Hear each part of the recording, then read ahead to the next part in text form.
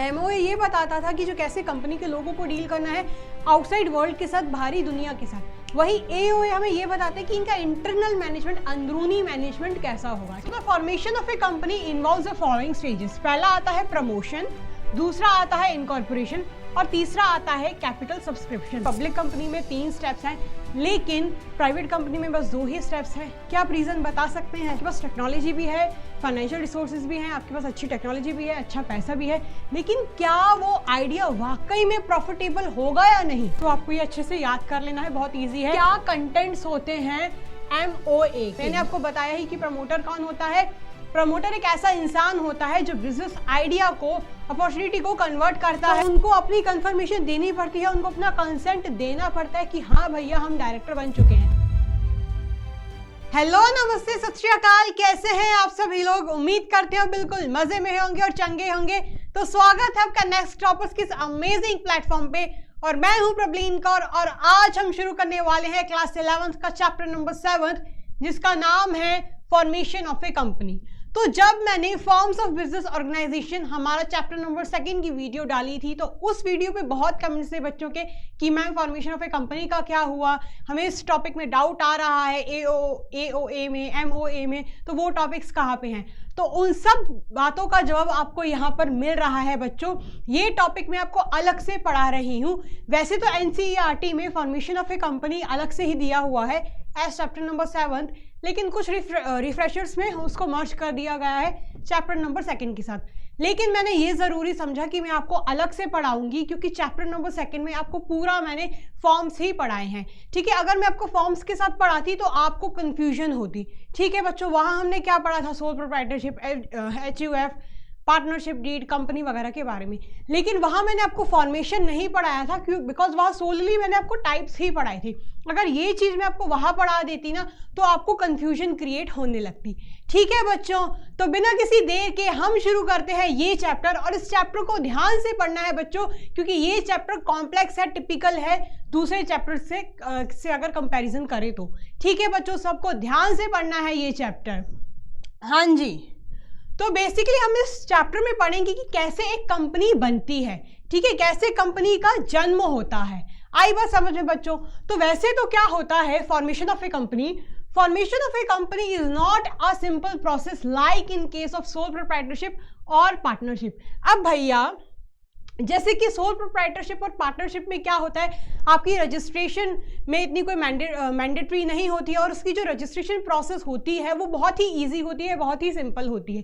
ठीक है, लेकिन कंपनी में ऐसा नहीं होता है बच्चों। ठीक है, कंपनी की जो फॉर्मेशन की प्रोसेस रहती है बहुत ही टिपिकल और कॉम्प्लेक्स रहती है। तो उस प्रोसेस के बारे में हम पढ़ेंगे इस चैप्टर में। ठीक है बच्चों, so it is a complex and lengthy process which involves a number of legal formalities and procedures। अब यहाँ ऐसा नहीं है कि बस हमने एक कोई डॉक्यूमेंट सबमिट किया और हमारी कंपनी बन गई।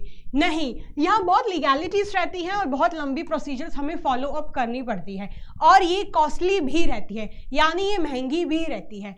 ठीक है बच्चों, so the formation of a company involves the following stages. पहला आता है प्रमोशन, दूसरा आता है इनकॉर्पोरेशन और तीसरा आता है कैपिटल सब्सक्रिप्शन। यानी बेसिकली पब्लिक कंपनी में ये 3 स्टेप्स फॉलो किए जाते हैं, ये 3 प्रोसीजर से गो थ्रू करना पड़ता है, तब जाके आपकी एक पब्लिक कंपनी बनती है। ठीक है बच्चों, लेकिन प्राइवेट कंपनी में क्या होता है? प्राइवेट कंपनी में बस प्रमोशन और इनकॉर्पोरेशन ही करवाना पड़ता है। ठीक है बच्चों, बस प्राइवेट कंपनी में आपको ये 2 स्टेप्स ही फॉलो करने पड़ते हैं, लेकिन पब्लिक कंपनी में आपको ये तीनों प्रोसीजर से गो थ्रू करना पड़ता है। क्या आपका इसका रीज़न बता सकते हैं कि पब्लिक कंपनी में 3 स्टेप्स हैं, लेकिन प्राइवेट कंपनी में बस 2 ही स्टेप्स हैं? क्या आप रीज़न बता सकते हैं? चलो ठीक है, मैं ही बता देती हूँ। तो पब्लिक कंपनी में क्या होता है, पब्लिक कंपनी पब्लिक से भी कैपिटल रेस करती है। ठीक है, तो वो आम जो शेयर होल्डर्स रहते हैं वहाँ से भी पैसा रेस करती है, इसलिए पब्लिक कंपनी में ये कैपिटल सब्सक्रिप्शन का जो प्रोसीजर है वो ऐड हो जाता है। लेकिन प्राइवेट कंपनी पब्लिक से पैसा रेस नहीं करती है, तो प्राइवेट कंपनी बस इन 2 प्रोसेस में ही, 2 स्टेप्स में ही खुल जाती है। ठीक है बच्चों, तो ये था इसका रीज़न कि पब्लिक कंपनी में क्यों 3 स्टेप्स रहते हैं और प्राइवेट कंपनी में क्यों 2 स्टेप्स रहते हैं। ठीक है बच्चों, आई बात समझ में? ऐसा नहीं है कि बस मैं आपको पढ़ा रही हूँ, इसके पीछे का रीज़न नहीं बता रही हूँ। मैंने आपको रीज़न भी बता दिया है ताकि आपसे कोई भी पूछे, अगर एग्जाम में ये क्वेश्चन आए या ना आए वो बात की बात है, लेकिन जब आपको प्रैक्टिकल एक्सपोजर मिले, जब आप कॉलेज में जाओ, जब आप अपना बिजनेस सेटअप करो या बाहर कहीं जाओ और आपसे कोई पूछे तो आप आंसरेबल हो, आप आंसर कर पाओ इस चीज़ को। ठीक है बच्चों, तो आपको बस एग्जाम पॉइंट ऑफ व्यू से नहीं पढ़नी है बिजनेस, आपको प्रैक्टिकल एक्सपोजर भी लाना है। इसलिए मैं आपको हर एक चीज़ डिटेल में बताती हूँ और अच्छे अच्छे एग्जाम्पल्स के साथ बताती हूँ। ठीक है बच्चों, सो बढ़े हम आगे। अब आता है पहला प्रोसीजर यानी पहला स्टेप, जिसका नाम है प्रमोशन ऑफ ए कंपनी। क्या है? Promotion of a company. ठीक है, so promotion is the first stage in the formation of a company. It includes the steps like identification of a business opportunity, analysis of its prospects and taking steps to implement it for the formation of a company. Promotion वो वाला promotion नहीं है कि जो office के किसी employ को promotion मिल गया, वो मिठाई बन रहा है, भैया मेरा तो प्रमोशन हो गया, मेरा तो प्रमोशन हो गया। नहीं, ये वाला प्रमोशन नहीं है। तो प्रमोशन यानी ये पहला स्टेप रहता है और इस पहले स्टेप में आइडिया एक प्रमोटर को लेके आना पड़ता है।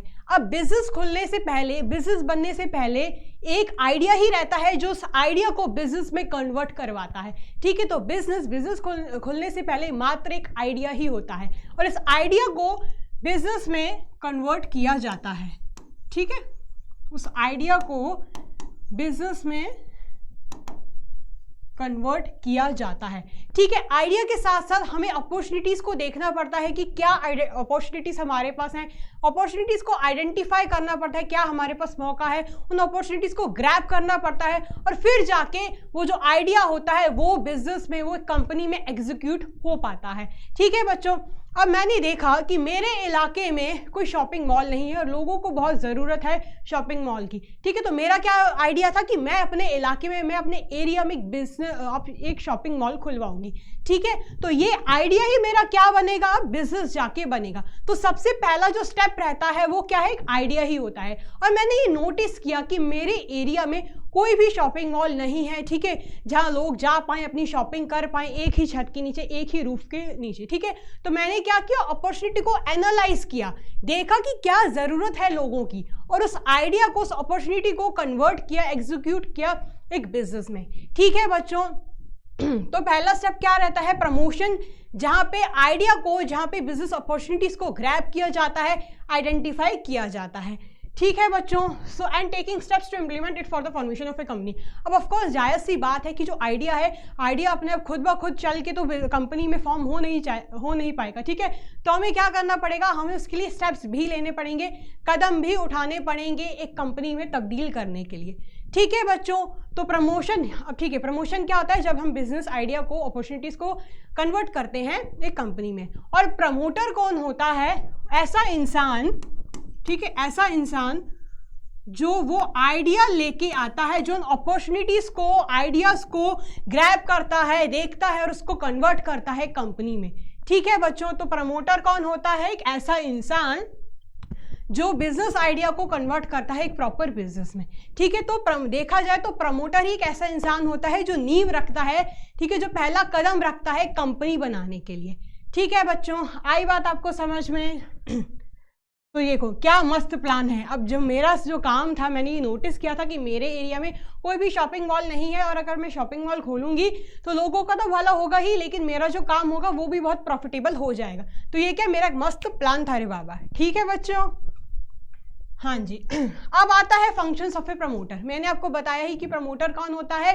प्रमोटर एक ऐसा इंसान होता है जो बिजनेस आइडिया को, अपॉर्चुनिटी को कन्वर्ट करता है कंपनी में, एक प्रॉपर बिजनेस में। ठीक है, जान लेते हैं कि प्रमोटर भाई के क्या क्या फंक्शंस रहते हैं, यानी क्या क्या इसके काम रहते हैं। आइडेंटिफिकेशन ऑफ बिजनेस अपॉर्चुनिटी, ये क्या हो गया, हाँ, identification of business opportunity. The process of formation of company begins when promoter identifies a business opportunity or an idea. जो पहला, अरे यार इसको क्या हो गया, क्या बीमारी लग गई इसको। ठीक है, सॉरी बच्चों, थोड़ा बियर कर लो आप भी। हाँ जी, अरे यार पता नहीं क्या दिक्कत जा रही है इसे।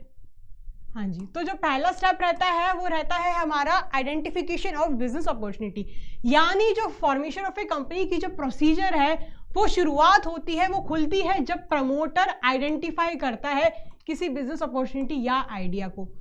अब मैंने नोटिस किया था कि मेरे एरिया में कोई भी शॉपिंग मॉल नहीं है, तो मैंने क्या किया, एक आइडिया को कैप्चर किया, एक आइडिया बनाया, ठीक है, अपॉर्चुनिटी को नोटिस किया कि मेरे पास ये सही मौका है कि मैं इधर एक शॉपिंग कॉम्प्लेक्स या शॉपिंग मॉल खुलवा सकती हूँ। ठीक है बच्चों, तो ये क्या था, मेरा पहला काम था। फिर the promoter also undertakes preliminary analysis of the idea in terms of profitability, risk involve, resources required etcetera. अब प्रमोटर एक ऐसा इंसान होता है जो आइडिया तो लेके आता ही है, लेकिन बाकी क्या भी विश्लेषण करता है, बाकी की भी एनालिसिस करता है कि जो मैं काम कर रहा हूँ, जो मेरा आइडिया है वो वाकई में प्रॉफिटेबल है या नहीं।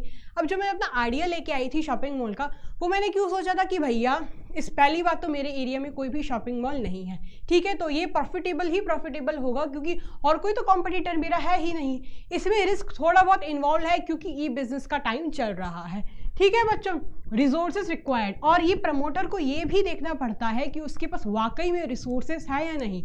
अब रिसोर्सेज में आपके फाइनेंशियल रिसोर्सेज भी आते हैं और फिजिकल रिसोर्सेज भी आते हैं। ठीक है, यानी मुझे ऐसे इंसानों को भी लेके आना पड़ेगा जो उस काम करने के लायक हो, और इतना पैसा भी चाहिए मुझे, इतनी लमसम अमाउंट भी चाहिए मुझे जो कंपनी खोलने के लिए मददगार हो। ठीक है बच्चों, तो प्रमोटर का क्या काम होता है कि सबसे पहले तो वो आइडिया को, अपॉर्चुनिटीज को ग्रैब करता है, ठीक है, और फिर बाद में क्या करता है, उसको बिजनेस में कन्वर्ट करना पड़ता है। ठीक है, साथ साथ में उसको ये भी देखना पड़ता है कि जो उसका आइडिया है वो प्रॉफिटेबल है या नहीं, उसमें कितना रिस्क इन्वॉल्व है, क्या वो जो आइडिया है जब वो कंपनी में फॉर्म हो जाएगा तो वो वाकई में वर्क करेगा या नहीं, ठीक है, उसके पास रिसोर्सेज हैं या नहीं। तो ये सब जो होता है, विश्लेषण होता है, वो एक प्रमोटर को करना पड़ता है। ठीक है बच्चों, तो पहला क्या है, आइडेंटिफिकेशन ऑफ बिजनेस अपॉर्चुनिटी। फिर नेक्स्ट आता है feasibility studies. It may not be feasible और profitable to convert all identified business opportunities into real projects. Depending upon the nature of project the following feasibility studies may be undertaken. ठीक है बच्चों, तो अब ये भी देखना पड़ता है कि भैया आइडिया तो ठीक है, हर एक इंसान सोच सकता है, अब वो आइडिया वाकई में वर्क करेगा या नहीं, क्या वो वाकई में काम करेगा या नहीं, है बस ऐसे ही सोच रही हो। ठीक है, अब मैंने बोला कि भैया मैं समुद्र में कोई मॉल खड़ा कर दूं, तो क्या वो पॉसिबल है? नहीं, वो पॉसिबल ही नहीं है। हाँ, वो फ्यूचर में जाके हो सकता है कि जब हमारा ज़माना बहुत आगे बढ़ जाए तो वो, हाँ, एक पॉसिबिलिटी हो सकती है कि समुद्र में भी भैया मॉल बन रहे हैं, लेकिन आज का सिनेरियो देखो तो फिर आज तो वो पॉसिबल है ही नहीं। तो आपको ऐसे आइडिया सोचते हैं जो एक्चुअली में वर्क कर पाए। ठीक है बच्चों, तब इसके भी 3 क्लासिफिकेशंस होते हैं। पहला आता है टेक्निकल फीसिबिलिटी, यानी आपके पास टेक्निकल फीसिबिलिटी यानी आपके पास वाकई में उतने रिसोर्सेज और टेक्नोलॉजी अवेलेबल है या नहीं। ठीक है, टेक्नोलॉजी एंड रिसोर्सेज अवेलेबल होने चाहिए। ठीक है बच्चों, अगर अब पाकिस्तान सोच रहा है कि भैया हम तो 8G नेटवर्क ले आएंगे, तो क्या ये पॉसिबल है? नहीं भैया, पाकिस्तान तो खुद कंगाल होके बैठा हुआ है। ठीक है, और उसकी जो टेक्नोलॉजी ज़्यादातर कंट्रीज एक्सपोर्ट कहाँ से करती हैं, इंपोर्ट कहाँ से करती हैं? यूएसए से करती हैं। अब क्या वाकई में पाकिस्तान के इतने अच्छे रिलेशंस हैं यूएसए के साथ, अमेरिका के साथ? नहीं है, और पाकिस्तान खुद भी कंगाल है, इतने सारे रिसोर्सेज लगते हैं, फाइनेंशियल रिसोर्सेज लगते हैं, कहाँ से लेके आएगा पाकिस्तान? तो अगर वो सोच भी रहे ना, तो भैया मत करो पाकिस्तान वालों आप। ठीक है, तो आपके पास क्या होना चाहिए? इतनी टेक्नोलॉजी और इतने रिसोर्सेज अवेलेबल होने चाहिए। ठीक है बच्चों, इतनी टेक्नोलॉजी एंड इतने रिसोर्सेज आपके पास अवेलेबल होने चाहिए कि आपका जो बिजनेस आइडिया है वो कंपनी में फॉर्म हो पाए। ठीक है बच्चों, फिर आता है फाइनेंशियल फीसिबिलिटी। अब भैया आइडिया तो आपने सोच लिया, आपके पास वाकई में पैसा है, उतना लमसम रिसोर्सेज, फाइनेंशियल रिसोर्सेज आपके पास है या नहीं? अगर नहीं है तो चुपचाप करके भैया बैठ जाओ। ठीक है, आपको तो भैया पहले ये बात पैसा लेके आना ही पड़ेगा। अब ठीक है, अगर आपके पास पैसा नहीं है तो आप कहीं से रेज भी कर सकते हैं, तो अब जहाँ से रेज भी कर रहे हैं वो लोग आपको पैसा देने के लिए तैयार है या नहीं? ठीक है, मान लीजिए मैंने जो सोचा था शॉपिंग मॉल खोलने का अपने एरिया में, उसके लिए लग रही है 1 करोड़ रुपए की इन्वेस्टमेंट। कितने की? 1 करोड़ रुपए की इन्वेस्टमेंट, और मेरे पास मात्र है 25 लाख रुपए, और बाकी के जो पैसे हैं, ठीक है, 75 लाख रुपीज़ है, वो मैं गई बैंक वालों के पास कि भैया मुझे पैसे दे दो, लेकिन बैंक वालों ने बोला कि भैया तेरे पास तो कोई कोलैटरल के भी नहीं है, हम तुझे कैसा पैसा दे दें।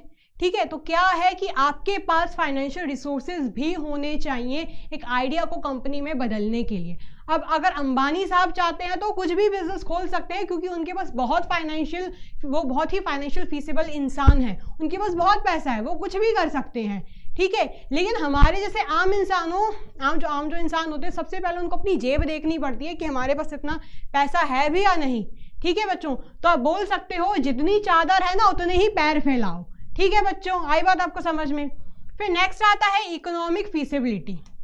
अब इकोनॉमिक फीसिबिलिटी ये बोलती है कि ठीक है, आपके पास टेक्नोलॉजी भी है, फाइनेंशियल रिसोर्सेज भी हैं, आपके पास अच्छी टेक्नोलॉजी भी है, अच्छा पैसा भी है, लेकिन क्या वो आइडिया वाकई में प्रॉफिटेबल होगा या नहीं। ठीक है बच्चों, अब मैंने सोचा कि मैं कश्मीर में जाके शरबत का बिजनेस ओपन करूंगी, शरबत की एक अच्छी सी कंपनी खोलूंगी और खूब मेरी शरबत की वहाँ सेल्स होगी। ठीक है, तो मेरे पास पैसा भी है, मेरे पास अच्छी अच्छी टेक्नोलॉजी भी, अच्छी मशीन्स वगैरह, इक्विपमेंट्स वगैरह सब हैं, लेकिन इकोनॉमिक फीसिबिलिटी के कारण यहाँ मैं मार खा जाऊंगी। क्यों? बिकॉज कश्मीर एक ऑलरेडी ठंडा इलाका है, वहाँ के लोग शरबत वगैरह प्रेफर नहीं करेंगे। वहाँ के लोग क्या पीना पसंद करेंगे? काढ़ा हो गया, कावा हो गया, ठीक है, चाय हो गई, गर्म हॉट कॉफ़ीज़ हो गई, वहाँ के लोग ये ज़्यादा पीना प्रेफर करेंगे शरबत के कंपैरिजन में। ठीक है बच्चों, तो इकोनॉमिक फीसिबिलिटी ये बोलता है कि आपका जो आइडिया है वो वाकई में प्रॉफिटेबल है या नहीं, या कुछ भी आप आइडिया लेके आ रहे हो, बोल रहे हो कि नहीं भैया मेरा आइडिया तो काम कर जाएगा। नहीं भैया, ऐसा नहीं होता है। आपको देखना पड़ता है कि आपका आइडिया वाकई में वर्क करेगा या नहीं। ठीक है बच्चों, आई बात समझ में। थोड़ी गुदागर्दी ज़्यादा कर दी है, पर मैं ये सोचती हूँ कि भैया मेरे जो बच्चे हैं उनको अच्छे से अच्छा समझ आ जाए। ठीक है बच्चों, तो बढ़ती हूँ नेक्स्ट स्टेप के और। हाँ जी, तो अब आता है fixing up signatories to the memorandum of association. The promoters have to decide about people who will signing the MOA यानी memorandum of association of the proposed company. Usually the people who sign the memorandum known as signatories are also the first directors of the company. अब क्या होता है कि जो memorandum of association एक ऐसा document होता है जो ये बताता है कि कंपनी क्या कर रही है। ठीक है, यानी ये जो MOA होती है ना, ये कंपनी की कॉन्स्टिट्यूशन चार्टर डॉक्यूमेंट रहती है। जैसे कि हमारे लिए जो कॉन्स्टिट्यूशन है ना, ठीक है, उसमें सारी फंडामेंटल राइट्स वगैरह लिखी हुई हैं, वैसे ही एक कंपनी के लिए उसकी कॉन्स्टिट्यूशन कौन होती है? MOA होती है। ठीक है बच्चों, इसके बारे में हम और डिटेल में पढ़ेंगे आगे, बट हाल फिलहाल आप इतना समझ लीजिए कि MOA एक चार्टर डॉक्यूमेंट होती है। ठीक है बच्चों, तो उस चार्टर डॉक्यूमेंट को यानी उस मेमोरेंडम को जो इंसान पहले साइन करते हैं वो उस कंपनी के बन जाते हैं डायरेक्टर्स।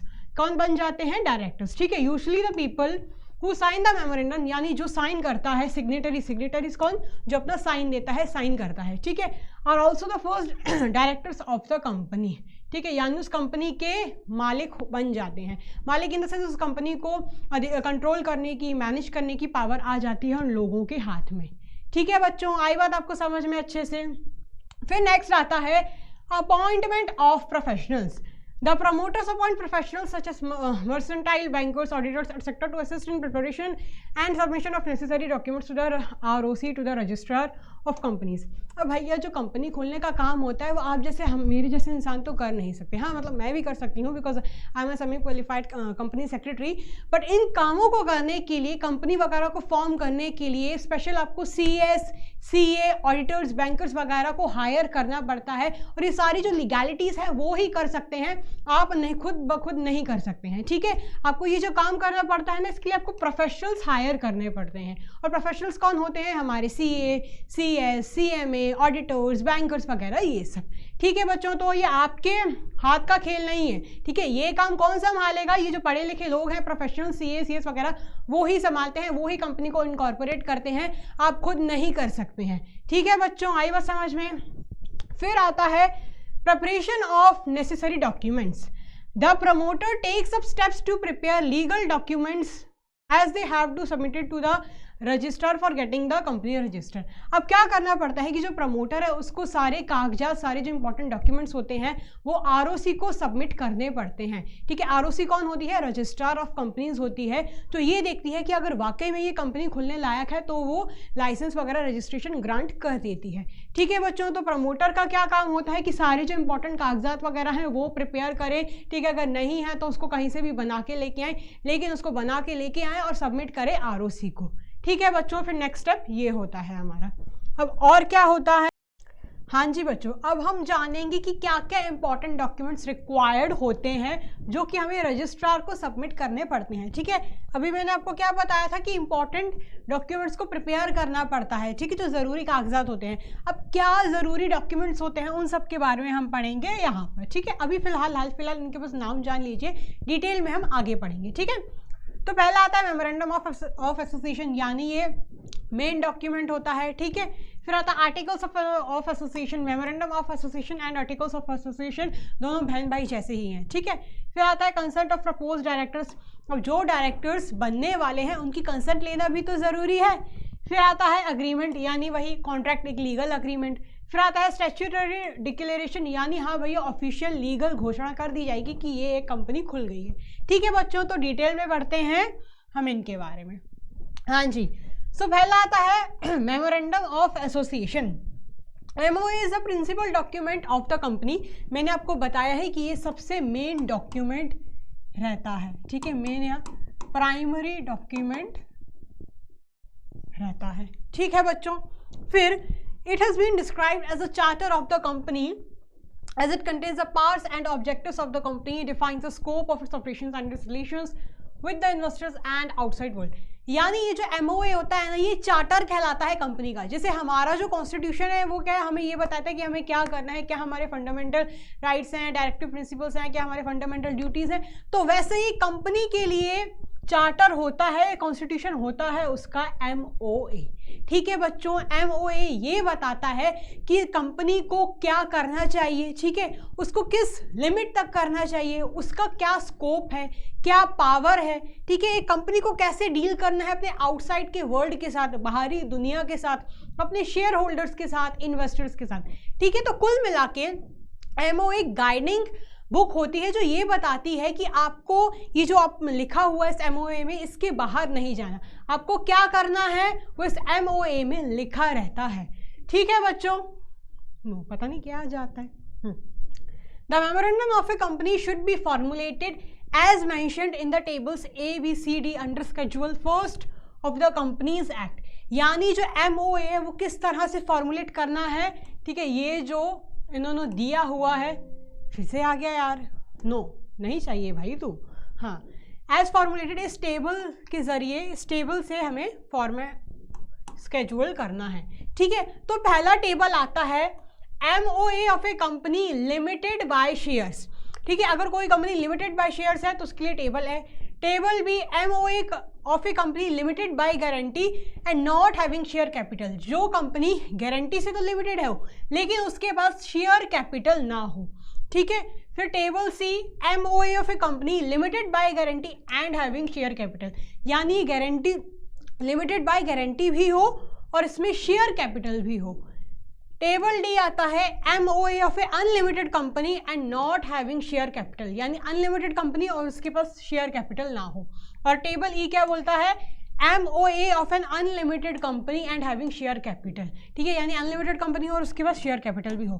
तो ये बेसिकली आपको ये जो चार्ट है, टेबल है, वो आपको याद करना पड़ेगा। ठीक है, ABCD।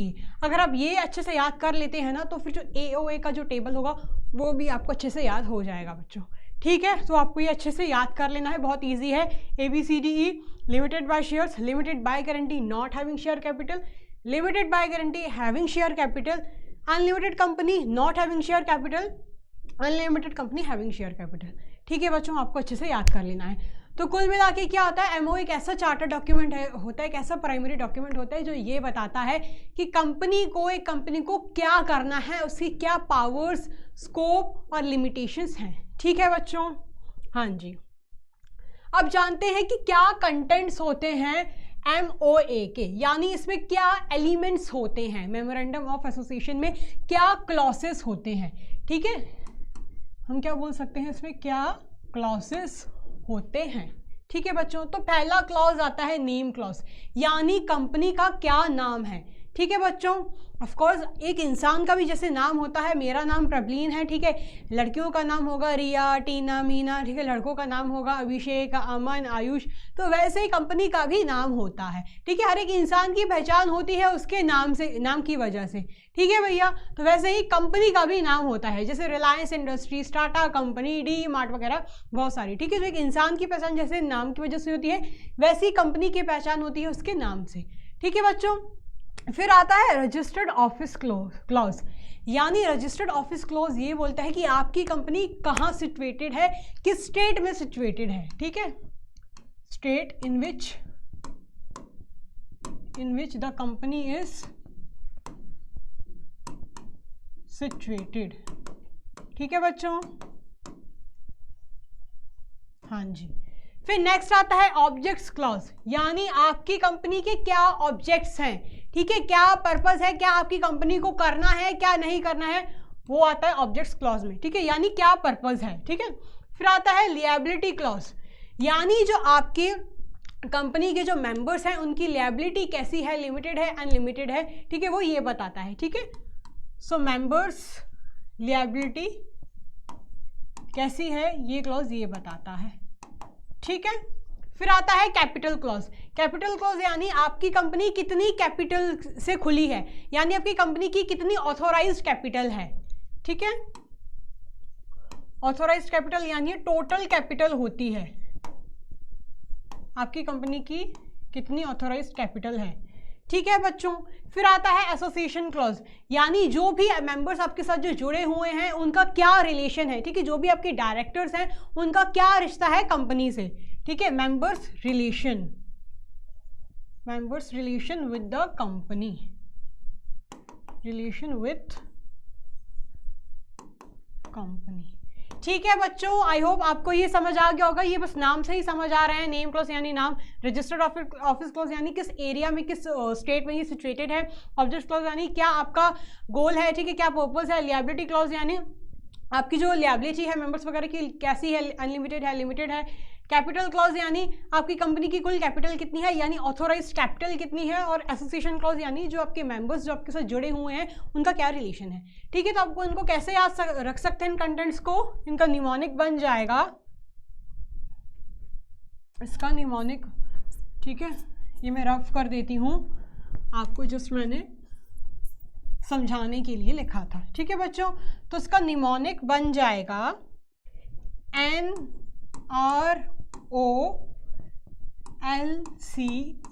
ठीक है, NROLCA। ठीक है बच्चों, आप ऐसे याद कर सकते हो। N से नेम, R से रजिस्टर्ड, O से ऑब्जेक्ट्स, L से लिएबिलिटी, C से कैपिटल, A से एसोसिएशन। A से एप्पल नहीं, A से एसोसिएशन। ठीक है बच्चों, और ये नाम से ही आप इसकी एक्सप्लेनेशन क्रिएट कर सकते हैं, बिकॉज ये बहुत ईजी है, ऑलरेडी मैंने आपको समझा दिया है। ठीक है बच्चों, आगे बढ़ते हैं। हाँ जी, अब आता है आर्टिकल्स ऑफ एसोसिएशन, यानी हमने MOA के बारे में पढ़ लिया, अब हम पढ़ेंगे दूसरे भाई या दूसरी बहन के बारे में जिसका नाम है AOA, यानी आर्टिकल्स ऑफ एसोसिएशन। ठीक है बच्चों, The Articles of Association is a second important document which contains the rules and regulations for the internal management of the company। यानी मैंने आपको बताया ही था कि जो MOA होता है वो चार्टर डॉक्यूमेंट होता है, वो प्राइमरी डॉक्यूमेंट होता है। ये जो होता है ये सेकेंडरी डॉक्यूमेंट होता है। ठीक है, अगर MOA के बाद अगर किसी की चलेगी ना तो वो चलेगी AOA की। ठीक है बच्चों, आई बस समझ में। और MOA हमें क्या बताता था, ये कंपनी को क्या करना है, उसका क्या पावर है, क्या स्कोप है, क्या लिमिटेशन है। वहीं AOA हमें ये बताता है कि कैसे करना है। ठीक है, अगर MOA हमें बताता है कि क्या करना है, ठीक है, तो AOA हमें ये बताता है कि कैसे करना है। ठीक है, आई बात समझ में बच्चों आपको।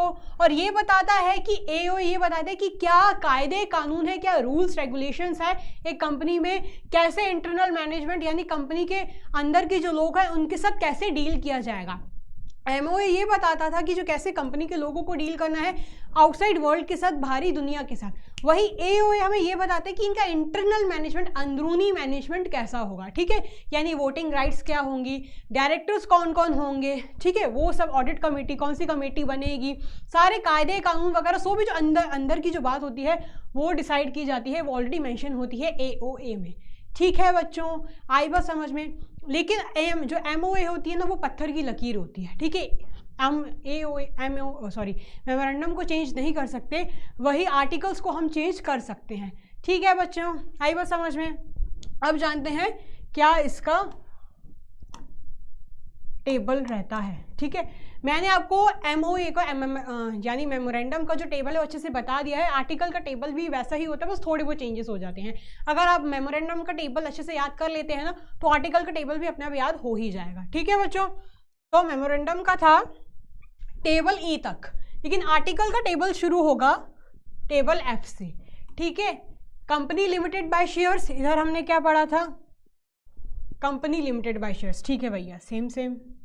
फिर table G, company limited by guarantee and having share capital, उधर हमने क्या पढ़ा था, नॉट हैविंग शेयर कैपिटल। ठीक है, लेकिन इधर हम क्या पढ़ रहे हैं, हैविंग शेयर कैपिटल। फिर table H, limited by guarantee not having share capital, इधर हमने पढ़ा था एंड हैविंग शेयर कैपिटल। ठीक है बच्चों, फिर टेबल आई है unlimited company and having share capital, वही हमने यहाँ पढ़ा था unlimited company not having share capital. Table E में है unlimited company having share capital, इधर हो जाएगा unlimited company not having share capital. ठीक है बच्चों, तो अगर आप मेमोरेंडम का टेबल अच्छे से याद कर लेते हैं तो आर्टिकल्स का भी अपने आप याद हो ही जाएगा। ठीक है बच्चों, आई बात समझ में। आई होप आपको एमओए और एओ में क्या अंतर होता है, क्या ये होते हैं, आपको अच्छे से समझ आ गया होगा। ठीक है बच्चों, मैं बढ़ूँ आगे। I hope you are getting it. हाँ जी, तो अब हम पढ़ेंगे कि क्या डिफरेंस होता है मेमोरेंडम ऑफ एसोसिएशन में और आर्टिकल्स में, यानी आर्टिकल्स ऑफ एसोसिएशन में। ये श्वेता भी पता नहीं क्या क्या लिख देती है। इधर आएगा डिफरेंस बिटवीन, यार मुझे डिफरेंस की स्पेलिंग भी नहीं आ रही। देखो बच्चों, difference between articles and MOA. ठीक है, हम पढ़ेंगे ये। हाँ जी, तो पहला टॉपिक, पहला जो बेसिस आता है उसका नाम है objectives. It defines the objects for which the company is form, यानी मेमोरेंडम ये बताता है कि कंपनी क्यों खोली है, क्यों सेटअप हुई है, उसकी वजह बताता है। ठीक है, यानी क्या पर्पस है, ठीक है, क्या मकसद है। ठीक है, उस देखा ना मीम, बस वही है, क्या मकसद, क्या गोल है। ठीक है, आर्टिकल्स सबकी ये बताते हैं, they indicate how the objectives of the company are to be achieve. Articles ये बताते हैं कि कैसे इन ऑब्जेक्टिव्स को अचीव करना है।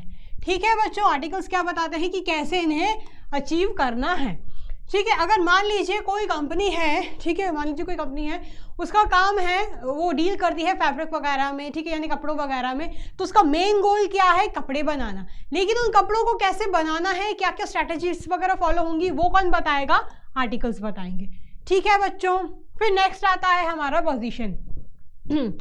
This is the main document of the company and is subordinate to the companies act, यानी ये कंपनी का ना ये मेन डॉक्यूमेंट होता है, सबसे इंपॉर्टेंट डॉक्यूमेंट यही होता है। ठीक है, सबसे इंपॉर्टेंट डॉक्यूमेंट यही होता है। ठीक है बच्चों, लेकिन and is subordinate to the companies act, लेकिन ये कंपनीज एक्ट के थले होता है, कंपनीज एक्ट के नीचे होता है, यानी इसको कंपनीज एक्ट का डायरेक्शन मानना पड़ता है। ठीक है, कंपनीज एक्ट क्या है, जो कंपनी के जो रूल्स होते हैं वो होते हैं उस कंपनीज एक्ट में। ठीक है, लेकिन जो कंपनी, एक जो पर्टिकुलर कंपनी होती है उसका एमओए क्या होता है कि उसके जो भी प्रिंसिपल्स होते हैं, जो भी गोल्स होते हैं उसमें वो लिखने पड़ते हैं। ठीक है, तो सबसे इंपॉर्टेंट डॉक्यूमेंट होता है हमारा मेमोरेंडम, लेकिन मेमोरेंडम ऑफ एसोसिएशन जब बनाया जाता है तब उसको कंपनीज एक्ट के रूल्स देखने पड़ते हैं। ठीक है, उसको कोई भी ऐसा रूल नहीं बनाना पड़ता, ठीक है, जो कंपनीज एक्ट को वायलेट कर रहा हो। ठीक है बच्चों, फिर आता है this is a subsidiary document, यानी ये सेकेंडरी डॉक्यूमेंट होता है, ठीक है, मैंने आपको बताया ही था। आर्टिकल्स क्या होता है, सेकेंडरी डॉक्यूमेंट होता है and subordinate to both the memorandum and the companies act. और किसके सबऑर्डिनेट, यानी किसके थले होते हैं, मेमोरेंडम के थले भी होते हैं और कंपनीज एक्ट के नीचे भी होते हैं, ठीक है। यानी जो मेमोरेंडम को सिर्फ कंपनीज एक्ट का पालन करना पड़ता है जब वो बनाया जाता है, लेकिन आर्टिकल्स को मेमोरेंडम का भी पालन करना पड़ता है और कंपनीज एक्ट का भी डायरेक्शन फॉलो करना पड़ता है, ठीक है बच्चों, आई बात समझ में। फिर नेक्स्ट आता है नेसेसिटी, यानी क्या ज़रूरी है। The preparation and filing of memorandum is compulsory, यानी आपको MOA बनाना ही पड़ेगा जब आप कंपनी फॉर्म करते हैं, ठीक है, मैंडेटरी है। It is not compulsory for a public limited company to file articles, लेकिन पब्लिक लिमिटेड कंपनी के लिए मैंडेटरी नहीं है कि वो अपने आर्टिकल्स फ्रेम करे, लेकिन उसे MOA तो फ्रेम करना ही पड़ेगा, ठीक है बच्चों। फिर नेक्स्ट आता है ऑल्ट्रेशन। ऑल्ट्रेशन यानी क्या आप चेंजेस कर सकते हो, ठीक है, ऑल्ट्रेशन यानी कुछ चेंज वगैरह कर सकते हो। It is a difficult and lengthy process and also requires approval of the government, यानी क्या है, अगर आपको मेमोरेंडम को चेंज करना है तो पहली बात तो वो चेंज कर नहीं सकते क्योंकि उसमें गवर्नमेंट की परमिशन लेनी पड़ती है, यानी आप इंटरनली कंपनी में से चेंज नहीं कर सकते। अगर आपको उसको चेंज करना है तो बहुत ही डिफिकल्ट और लंबी प्रोसीजर चली जाती है क्योंकि इसे गवर्नमेंट की परमिशन चाहिए होती है फिर, ठीक है बच्चों। तो मामला इनके घर तक नहीं रहता, बाहर तक चला जाता है, यानी सरकार तक चला जाता है, ठीक है बच्चों। और आर्टिकल्स को हम चेंज कर सकते हैं स्पेशल रेजोल्यूशन पास करके। स्पेशल रेजोल्यूशन यानी जो जनरल मीटिंग में जो रेजोल्यूशन पास किया जाता है, ठीक है, उसको पास करके हम आर्टिकल्स को चेंज कर सकते हैं। अगर उस रेजोल्यूशन में 75% वोट्स मिल जाते हैं फेवर में तो आर्टिकल्स को हम चेंज कर सकते हैं, ठीक है, 75% या 3/4। आई बात समझ में बच्चों, हाँ जी। फिर आता है रिलेशनशिप। रिलेशनशिप अब वो वाला रिलेशनशिप नहीं जो आपका है किसी लड़की के साथ, ठीक है, वो वाला रिलेशनशिप नहीं है इधर, ठीक है, प्यार भरा रिलेशनशिप नहीं है इधर, दूसरे वाले रिलेशनशिप की बात चल रही है, ठीक है बच्चों। फिर defines the relationship between company and outsiders. जो मेमोरेंडम है, ठीक है, ये पता नहीं इसको क्या बीमारी है, बार बार आ जाता है, हाँ। तो जो मेमोरेंडम है वो रिलेशनशिप बताता है कंपनी और आउटसाइडर्स का, यानी कंपनी वालों का क्या रिलेशन, क्या संबंध रहेगा बाहरी दुनिया से, मेमोरेंडम वो बताता है, ठीक है। जबकि आर्टिकल्स ये बताता है कि मेंबर्स और मैनेजमेंट का क्या रिलेशन रहेगा, जबकि आर्टिकल्स क्या बताता है कि आपसी जो अंदर के जो लोग हैं उनका क्या रिलेशन रहेगा, आर्टिकल्स ये बताता है, ठीक है बच्चों। सिंपल सॉर्टेड है। तो मेमोरेंडम क्या बोलता है कि हमें क्या करना है और आर्टिकल्स क्या बोलता है कि वो चीज़ हमें कैसे करनी है, ठीक है बच्चों। आई बात समझ में, आप आई होप आपको ये डिफरेंस क्लियर हो गया होगा। हम बढ़ते हैं अब आगे, ठीक है बच्चों। तो फिर क्या चाहिए होता है, और कंसेंट ऑफ प्रपोज डायरेक्टर्स, यानी कंपनी को खोलने में क्या चाहिए होता है, consent of propose directors. A written consent of proposed directors is required to confirm that they agree to act in the capacity and undertake to buy and पे for qualification shares, यानी जो डायरेक्टर्स जो appoint किए जाते हैं, जो sign करते हैं मेमोरेंडम पे, जो पहले इंसान, जो पहले के 3 या 4, जो पहले के 3 इंसान जो साइन करते हैं वो क्या बन जाते हैं, डायरेक्टर बन जाते हैं, ठीक है। तो उनको अपनी कंफर्मेशन देनी पड़ती है, उनको अपना कंसेंट देना पड़ता है कि हाँ भैया हम डायरेक्टर बन चुके हैं। ऐसा ना हो कि उनको पता ही नहीं और जब बाद में पता चल तो हैरान हो गया, अरे यार ये क्या हो गया मेरे साथ, ठीक है। तो उनको अपनी कंसेंट देनी पड़ती है और यानी कंपनी को भी डायरेक्टर्स की कंसेंट लेनी पड़ती है, ठीक है बच्चों। फिर आता है agreement. If the company proposes to enter into an agreement with any individual for appointing him then such agreement is also to be submitted to the register, यानी ये जो डायरेक्टर्स ये जब अग्रीमेंट करते हैं कि हाँ भैया मैं डायरेक्टर बनने के लिए तैयार हूँ, जो इनके बीच में लीगल अग्रीमेंट होता है वो सिर्फ अपने तक नहीं रखना पड़ता, वो रजिस्ट्रार को भी सबमिट करना पड़ता है, ठीक है। तभी जाके तो ROC होगी, जो रजिस्ट्रार ऑफ कंपनीज होगी, वो मानेगी कि हाँ भैया ये इंसान डायरेक्टर है। कोई लीगल प्रूफ होना चाहिए, बोली गई बातों पे विश्वास नहीं कर सकते रजिस्ट्रार, ठीक है बच्चों। फिर नेक्स्ट आता है स्टैट्यूटरी डिक्लेरेशन।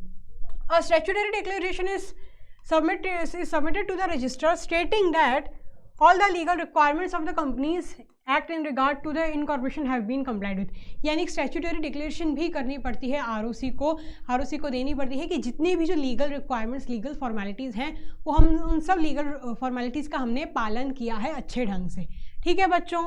फिर आता है पेमेंट ऑफ फी। अब कंपनी ऐसे ही थोड़ी ना खुल जाएगी मुफ्त में, अगर इतनी मुफ्त में खुलनी होती तो हर एक इंसान कंपनी ही खोल लेता ना, लेकिन उसमें फीस भी लगती है। ठीक है बच्चों, अलॉन्ग विद अबाउट डॉक्यूमेंट्स, इन सब अबाउट डॉक्यूमेंट्स के साथ MOA हो गया, AO हो गया यानी आर्टिकल्स हो गया, प्रपोज डायरेक्टर्स का कंसेंट हो गया, अग्रीमेंट हो गया, स्टैट्यूटरी डिक्लेरेशन हो गया, हाँ जी। फिर उसके बाद इन सब डॉक्यूमेंट्स के साथ साथ आपको फाइलिंग एंड रजिस्ट्रेशन फीस भी पे करनी पड़ती है रजिस्ट्रार को यानी ROC को। ठीक है बच्चों, सिर्फ डॉक्यूमेंट्स देके काम नहीं चलेगा, आपको पैसे भी तो देने पड़ेंगे ना, तभी सामने वाला मानेगा। ठीक है बच्चों, आई बात समझ में? ये थे हमारे डॉक्यूमेंट्स रिक्वायर्ड। हाँ जी, तो अभी तक हमने क्या पढ़ा कि कैसे कंपनी खुलती है। ठीक है, अभी तक हमने पढ़ लिया कि कैसे कंपनी प्रमोट की जाती है, यानी कैसे कंपनी का प्रमोशन होता है। अब हम पढ़ेंगे इनकॉर्पोरेशन के बारे में, ठीक है, यानी सेकेंड स्टेज के बारे में। तो अभी तक आप चाहते हो तो आप ये सब पहले नोट डाउन कर लो। हाँ जी बच्चों, सो आई होप आपने नोट कर लिया होगा। अब बढ़ते हैं हम हमारे नेक्स्ट स्टेज की ओर जिसका नाम है इनकॉर्पोरेशन। तो अभी तक हमने पढ़ लिया है कि प्रमोशन क्या होता है, अब हम पढ़ेंगे कि इनकॉर्पोरेशन क्या होता है, यानी ये है हमारा सेकंड स्टेज। ठीक है, हाँ जी। So incorporation means registration of the company under the companies act 2013 और एनी प्रीवियस कंपनी लॉ। यानी इनकॉर्पोरेशन मीन्स किसी कंपनी को रजिस्ट्रेशन दिलवा देनी कंपनी लॉस या कंपनीज एक्ट 2013 के अंडर, यानी कंपनीज एक्ट 2013 के अंदर या 1956 वाला जो एक्ट था उसके अंडर। ठीक है, वो तो खैर रिपील हो चुका है, अब चलता है कंपनीज एक्ट 2013 के अंडर। सो इसके अंडर जब रजिस्ट्रेशन मिलता है तो हमारी कंपनी हो जाती है इनकॉर्पोरेट। ठीक है बच्चों, सब क्या इसमें प्रोसीजर है वो जान लेते हैं। Filing of documents, promoters make an application to the registrar for the incorporation of the company. The application must be accompanied with the following documents. तो प्रमोटर्स क्या करते हैं, प्रमोटर्स यानी वो लोग जो बिजनेस आइडिया को, बिजनेस अपॉर्चुनिटी को किस में बदलते हैं, कंपनी में बदलते हैं, वो जाते हैं ROC के पास एप्लीकेशन सबमिट करने with along with the following documents. यानी क्या, MOA, AOA, return consent, agreement, copy of the registrar letter approving the company's name, यानी उसकी कॉपी भी सबमिट करनी पड़ती है जिसमें रजिस्ट्रार जो नाम को अप्रूवल देता है। क्या होता है, जब हम कंपनी का नाम सोचते हैं ना तो हम कोई भी 3 नाम अपनी प्रेफरेंस में रखते हैं, पहला, दूसरा और तीसरा, अपने प्रेफरेंस के अकॉर्डिंग। ठीक है, और जब हम नाम सोचते हैं ना वो किसी से भी सिमिलर नहीं होना चाहिए, वो अलग होना चाहिए किसी कंपनी के साथ। ठीक है, मान लीजिए मैं अपनी कंपनी का नाम रख रही हूँ टाटा। ठीक है, तो जो ROC होगा ना इस नाम को रिजेक्ट कर देगा, बिकॉज ये ऑलरेडी किससे रिजेंबल हो रहा है, टाटा से रिजेंबल हो रहा है। सो मेरा जो ये नाम होगा ना इसको रिजेक्ट कर देगा। तो आपको ऐसे नाम सोच के देने हैं जो ऑलरेडी किसी से रिसेंबल ना करते हो और फर्स्ट, सेकंड, थर्ड की प्रेफरेंस में देना है। जो भी नाम ROC को बढ़िया लगेगा कि हाँ ये किसी से नहीं मिलता जुलता, तो उस नाम को ROC एक्सेप्ट कर लेगी। ठीक है बच्चों, आई बात समझ में? वो काम करना है। फिर स्टैट्यूटरी डिक्लेरेशन भी हम पढ़ चुके हैं। फिर notice of the exact address of the registered office, यानी जो आपका ऑफिस है उसका एग्जैक्ट एड्रेस होना चाहिए, किस स्टेट में है। ठीक है, अगर हिमाचल प्रदेश में है, मध्य प्रदेश में है, महाराष्ट्र में है, तमिलनाडु वगैरह में, तो उसका भी प्रॉपर एड्रेस होना चाहिए कि कहाँ आपका ऑफिस सिचुएटेड है। ठीक है बच्चों, इन सब के बारे में तो हम ऑलरेडी पढ़ ही चुके हैं। आई बात समझ में बच्चों? तो ये डॉक्यूमेंट्स आपको सबमिट करने हैं, ROC को एप्लीकेशन लगानी है और इन सब डॉक्यूमेंट्स के साथ। ठीक है बच्चों, हो गया हमारा फाइलिंग ऑफ डॉक्यूमेंट्स। ठीक है भैया, अब करेंगे पेमेंट ऑफ फीस, यानी along with the above documents, इन सब डॉक्यूमेंट्स के साथ साथ necessary filing fees and registration fees at the prescribed rates are also to be paid. यानी फीस भी पे करनी है, फाइलिंग फीस, रजिस्ट्रेशन की जो फीस होती है, उनकी प्रोफेशनल फीस वगैरह अगर कुछ है तो वो भी आपको सबमिट करनी है। ठीक है, मुफ्त में काम नहीं चलेगा आपका। फिर आता है सर्टिफिकेट ऑफ इनकॉर्पोरेशन। रजिस्ट्रार स्क्रूटिनाइजेस, यानी चेक करता है, वेरीफाई करता है। ठीक है, क्या करता है रजिस्ट्रार, ROC चेक करता है, and if he satisfied about the completion of formalities for registration he issues a COI, यानी सर्टिफिकेट ऑफ इनकॉर्पोरेशन। यानी जो रजिस्ट्रार को ये सारे डॉक्यूमेंट्स मिलते हैं, उसको फीस प्रॉपर मिल जाती है, वो चेक करता है कि किसी भी डॉक्यूमेंट में कुछ गड़बड़ी तो नहीं है। ठीक है, अगर वो चेक करके वो सेटिस्फाई हो जाता है कि हाँ सब कुछ सही है, सारी लीगल फॉर्मेलिटीज सही है, तो वो क्या करता है, इनकॉर्पोरेशन का सर्टिफिकेट इशू कर देता है। ठीक है, अब जब इनकॉर्पोरेशन का सर्टिफिकेट मिल गया है, यानी आपकी कंपनी खुलने के लिए बिल्कुल तैयार है। आई बात समझ में बच्चों? तो प्राइवेट कंपनी की जो प्रोसीजर इधर तक ही खत्म हो जाती है। ठीक है, लेकिन क्योंकि पब्लिक कंपनी जो होती है, मैंने आपको बताया ही था कि वो जनरल पब्लिक से भी फंड्स रेज करती है, तो उसके लिए एक और स्टेप ऐड हो जाता है। आई बात समझ में बच्चों? तो वो स्टेप है कैपिटल सब्सक्रिप्शन। ठीक है, क्या है? Capital subscription. So minimum subscription before commencing the business, every public limited company must raise minimum subscription in order to avoid shortage of funds।